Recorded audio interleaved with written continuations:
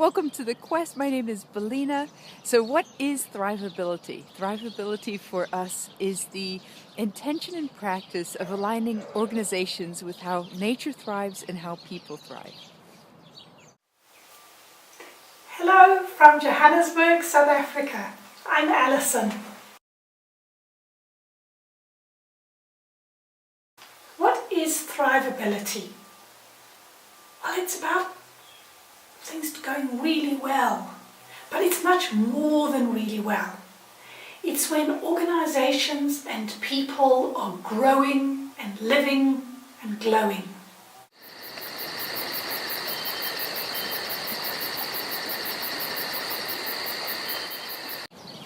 So, what on earth is a Thrivable World Quest? Well, basically, a bunch of us get together in a room, much like you guys are now, and we have the same design for an event, and we go through the same questions, and then we use an information platform to share information.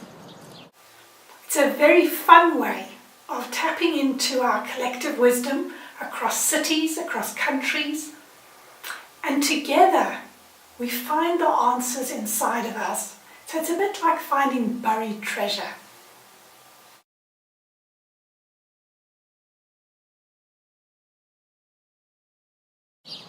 So why is it a piratey playful quest? The piratey bit is really about being a bit anti-establishment, about being in it all together, and about sharing the treasure that we find on this island.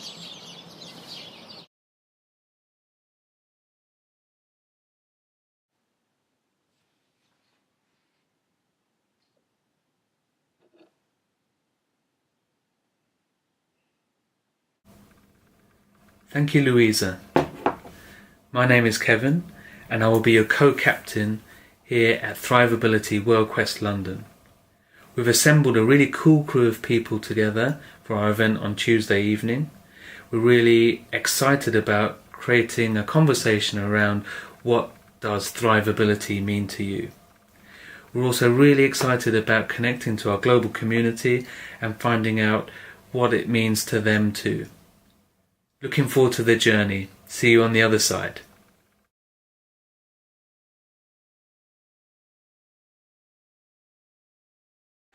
Hello everyone, I'm Blaž from the border of Balkans, Slovenia.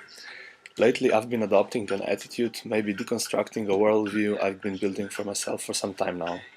In the sense of being in the now within an organization, I'm becoming more relaxed and happy for a reason that might be somehow obvious. I start with Teresa.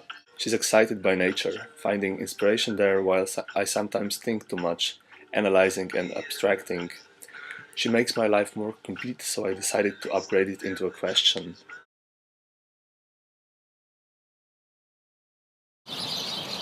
In this particular quest, we're really exploring how organizations can shift from single loop learning to double loop learning, to go from just managing change to really evolving, to transforming, to being sustainable in a really meta way. So we're exploring, what does it mean if an organization was really to evolve in a way that would help life to thrive on the planet? That's our topic for this evening, or this morning, depending on when you see this. We are delighted this time to have 4 cities joining us. So we have Johannesburg and Ljubljana and Berlin, where I'm in Berlin, and we have London, all exploring this topic of what is sustainable, thrivable evolution of organizations. Can't wait to see what we come up with. I'm very curious about today's theme, sustainability and evolving. I'm wondering, what does it mean to be sustainable? And I'm thinking how we know that nature evolves, and we also know that early man has evolved to where we are now. But I'm wondering, what does it need for modern man to continue evolving?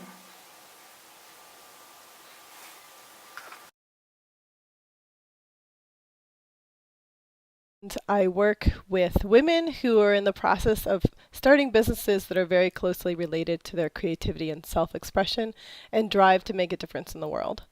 And academically, my background is I have a master's in science in conservation biology, and I'm a conflict resolution mediator.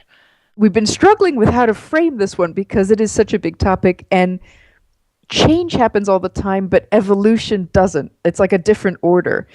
And our way in is intuitively, it's almost, if we look at an organization as a fractal, a bigger fractal of us, if we can tune into a time when we've personally evolved, gone from really kind of not just change or have change happen to us, but really kind of a step shift into this new state of being, the first thing we're exploring is, well, what, even if an organization had nothing to do with that, what might an organization do to hold the space if you want to do that next time? That's a great question.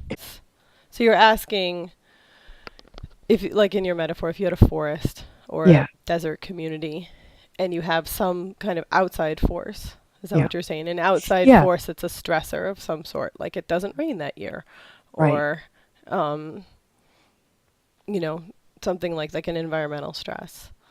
It's I don't know how to ask that's one thing, and I think that's going to become more and more relevant for all of us, given what all the climate scientists are saying. There's another thing, though, is we're not just trying to be less bad, but we're trying to design for good. It's almost, how could we get ahead of the stuff happening in the world and really design it so it's regenerative and it's actually helping versus just responding. But I don't know how to put that in a forest metaphor. No, it's great. I mean, you're saying all these things, and my like very responsible brain is trying to figure out how do you map this onto how evolution actually works. Because there's a lot that is just, I mean, one of the first things to understand is that it's not, if you have a forest and it would be convenient for that forest to evolve or be a really good idea for that forest to evolve, that has nothing to do with whether or not, you know, so it's not a conscious choice. And mother tree or whatever it is. That's right. There's no planning meeting, and even if they did have a planning meeting, and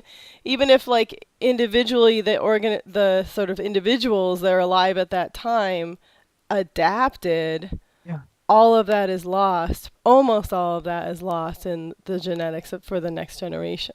And one of the major things we teach is about misconceptions about evolution.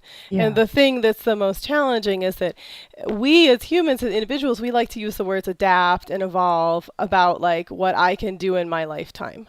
But that's not the biological definition of evolution. The biological definition is, what is the genetic diversity in the population from like time A to time, it could just be a generation later. So the biological definition is about the allele frequency change. So how have the genetics shifted? A metaphor that could be related to organization that I could see would be the value of diversity, because that's talked about explicitly in conservation biology, right? So if you have a population and there's not much genetic diversity, so whether that's a population of cheetahs or whether that's a population of humans, and then a disease comes through, or the need to be able to do something quickly, or jump higher or whatever, if that would be really great for that organization, and you don't have a lot of genetic diversity, you won't, maybe there's a trait that's been genetically just drifting along, and it never was actually, didn't cause any great advantage to be able to jump higher or not, but it's just sort of been hanging out in the population. You can think about this in your organization. But then now there's a need for that. Now we really need somebody who is just easily spontaneous and fun and connects with people. And that person's sort of been sitting at their desk job being sort of miserable and coping and watching videos and talking to their friends on Skype. But now suddenly that trait is valued. And then that, she can help that whole organization survive some transition. Nice. I wish you a brilliant quest.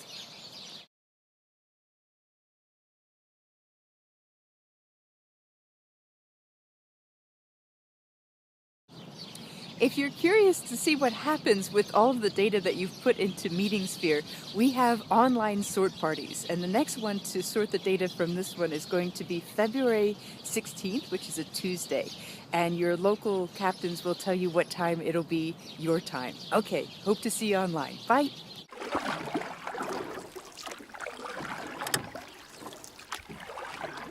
The next in-person quest is going to be Thursday, April 7th, and it's going to be about how does how might an organization work on stewarding the whole. Hope to see you there. Thanks. Bye.